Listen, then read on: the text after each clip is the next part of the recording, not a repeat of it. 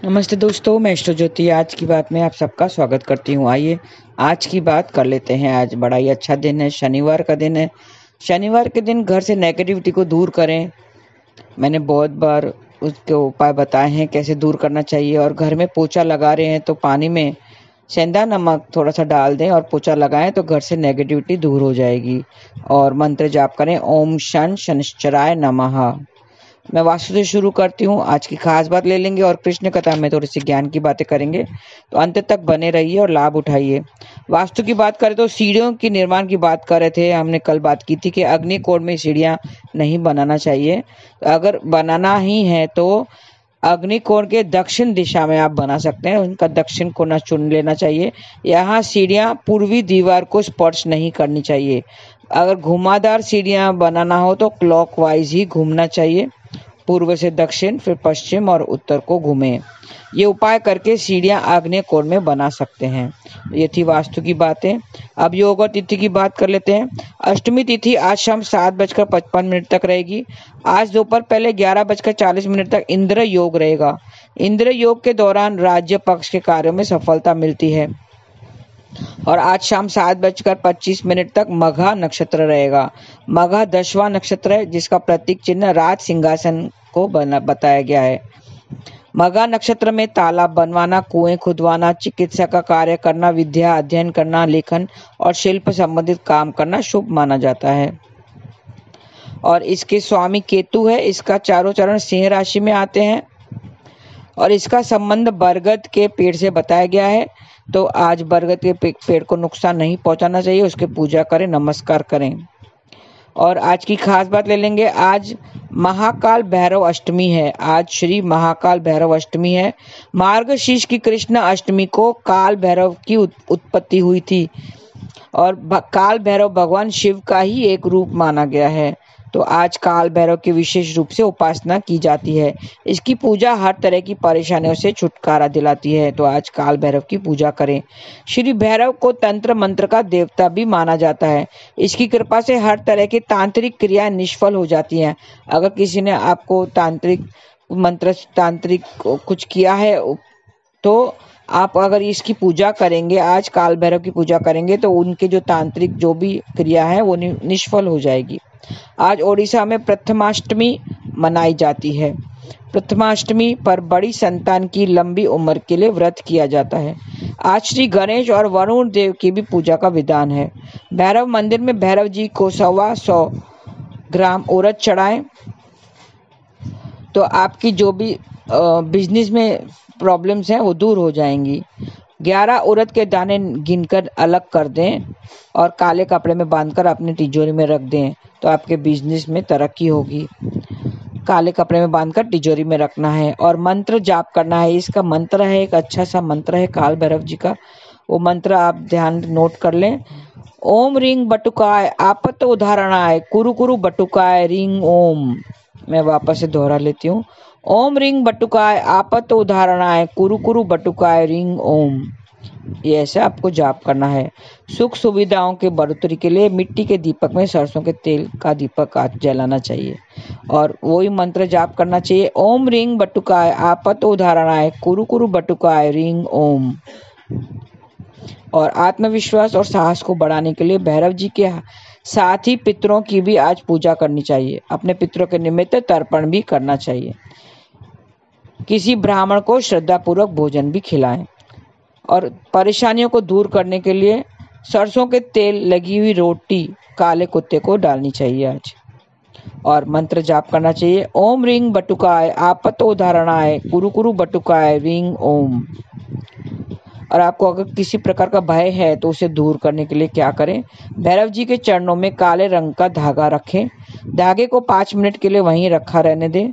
फिर मंत्र जाप करें। ओम रिंग बटुकाय आपत उदाहरणाय कुरु कुरु बटुकाय रिंग ओम।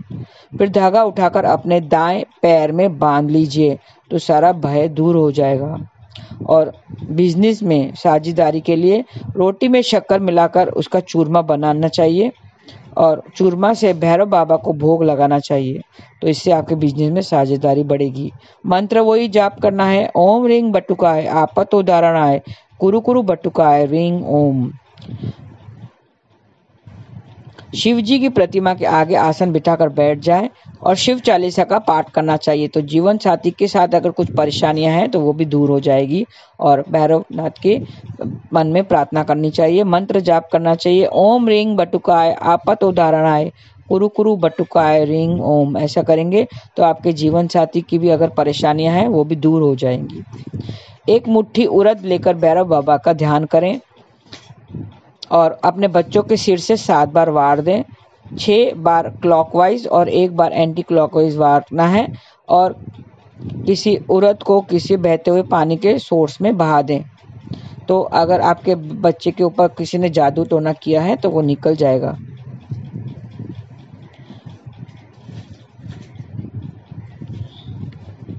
और उड़द भैरव बाबा जी को चढ़ाना चाहिए। नेगेटिविटी दूर करने के लिए क्या करें, काले कपड़े में 1.25 किलो उड़द की दाल लें और उड़द भैरव जी को चढ़ाना चाहिए, तो सारी नेगेटिविटी दूर हो जाएगी। मंत्र वही जाप करना है, ओम रिंग बटुकाय आपत उदाहरणाय कुरु कुरु बटुकाय रिंग ओम। जटा वाला नारियल लेकर श्री भैरव जी का ध्यान करें और नारियल जमीन पर फोड़ें, टुकड़े पानी में बहा दें। तो किसी दुविधा में अगर पड़ गए हैं तो उससे जल्दी ही निकल जाएंगे।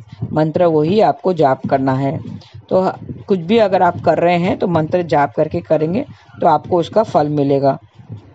मौली से एक लंबा सा धागा निकालें और 60 गांठें लगाकर अपने घर के मेन गेट पर बांध दें। तो घर में अगर नेगेटिविटी है तो वो भी निकल जाएगी, सारी नेगेटिविटी दूर हो जाएगी।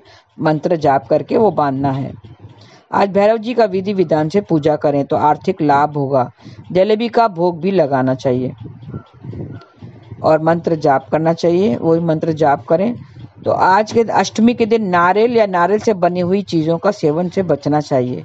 तो आप थोड़े से खाने पीने का ध्यान रखें। और नवमी तिथि पर लौकी का सेवन करने से बचना चाहिए। बाकी आप कुछ भी खा सकते हैं और मौज कर सकते हैं। तो ये थे थोड़े से उपाय आज के निमित्त। आज भैरव बाबा, आज काल भैरव की जयंती है तो आप उसकी आज पूजा आराधना करें। जो उपाय मैंने बताया है वो जरूर करें और उसका फल आपको जरूर मिलेगा। आइए कृष्ण कथा में थोड़ी सी ज्ञान की बातें कर लेते हैं। गुरु हम बनाते हैं, हमें गुरु परमात्मा से मिलाता है। गुरु क्या करता है, हमें ज्ञान देता है, हमें नाम जाप सिखाता है, हमें परमात्मा से मिलाता है। शिष्य गुरु की महिमा गाता है क्योंकि गुरु से परमात्मा से मिलाता है, उसे ज्ञान देता है। हमें गुरु से बहुत ज्ञान मिलता है। हे प्रभु, जिसके सिर पर आपका हाथ हो तो वो दुख कैसा पावे। जिसके सिर पर अगर गुरु भगवान का, ईश्वर का हाथ हो तो उसे दुख कैसे मिल सकता है। जिसके सिर पर प्रभु का हाथ हो तो उसे दुख कैसे मिल सकता है। उसी प्रकार वैसे उसे किसी प्रकार का दुख नहीं होता है। दुख के भी अनेक प्रकार होते हैं। कोई गरीबी से दुखी होता है तो किसी किसी को अमीरी से दुख मिलता है। हाँ, अमीरी भी कभी कभी दुख देती है।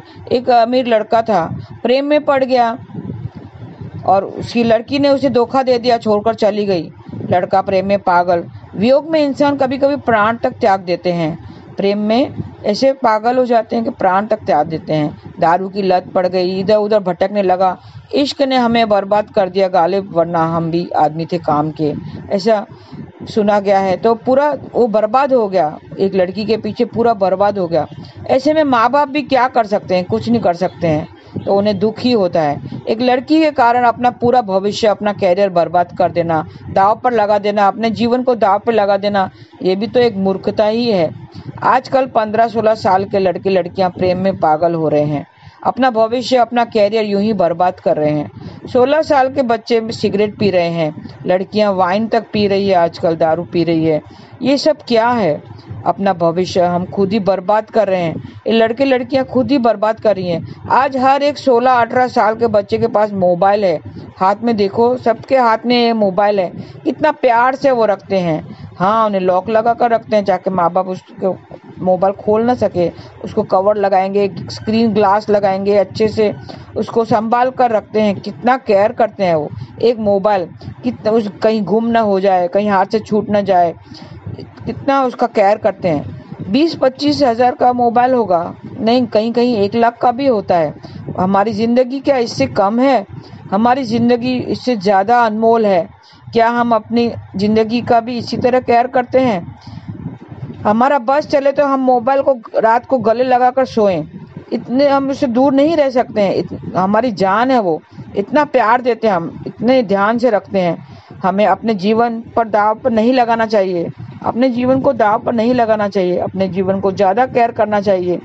13, 14, 15 साल की लड़की को देखा, उन्हें आलू चुनना नहीं आता है। हाँ, जो 13, 14 साल के हैं वो उन्हें भाजी लेने नहीं आता है। पढ़ाई की उम्र है ना, टमाटर चुनना नहीं आता है, फल सब्जी वगैरह नहीं चुन सकते हैं, तो लड़का कैसे चुन लेते हैं? कौन सा फ्रूट कैसा लेना चाहिए, भाजी कैसी होनी चाहिए, उन्हें कुछ पता नहीं है। कोई फ्रूट चुनने नहीं आता है तो वो लड़का या लड़की कैसे चुन सकते हैं? उन्हें इतनी अक्ल नहीं है अब तक। उन्हें पढ़ाई में ध्यान देना चाहिए, उन्हें अपना कैरियर बनाना चाहिए, पढ़ाई में ध्यान रखना चाहिए। ये उम्र नहीं है लड़का लड़की चुनने की। वे अपना जीवन यूं ही बर्बाद कर देते हैं। एक लड़की या लड़के के पीछे पूरा जीवन बर्बाद कर देना, क्या हमारी ज़िंदगी इतनी सस्ती है? क्या हमारी ज़िंदगी का कोई मोल नहीं है? ऐसे लोगों को भक्ति की ज़रूरत है। हाँ, जो ये यंग जो टीनेजर्स हैं, उनको भक्ति की ज़्यादा ज़रूरत है। ईश्वर का सहारा लेना चाहिए, उन्हें सद्बुद्धि दे, भगवान उनको सद्बुद्धि दे। वो ही हमें संभालता है, ईश्वर ही हमें संभालता है। अगर जीवन में दुख आता है तो संभालने वाला वो ही है। वो अगर पास में रहेगा तो दुख कैसे आएगा? वो मेरे दुख कैसे है? वो ही दुख हरता है।